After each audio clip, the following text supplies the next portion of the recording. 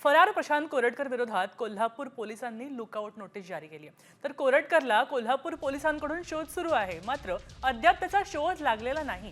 त्यामुळे आता पोलिसांनी लुकआउट नोटीस जारी केली आहे। प्रशांत कोरटकर दुबईला पळाल्याचा संशय आला होता आणि त्यानंतर ही नोटीस जारी करण्यात आली आहे। कॉमस्कोर नुसार आता isakal.com आहे देशातील नंबर 1 ची मराठी न्यूज वेबसाईट। प्रत्येक अपडेटसाठी isakal.com ला नक्की भेट द्या।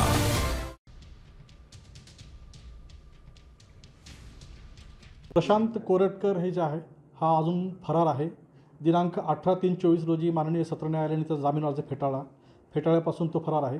त्याच्या शोधकामी आपले तपास पथक जे आहेत ते नागपूर, चंद्रपूर आणि मुंबई या 3 ठिकाणी तपास पथक गेलेलं आहे आणि त्याचा तपास शोध सुरू आहे।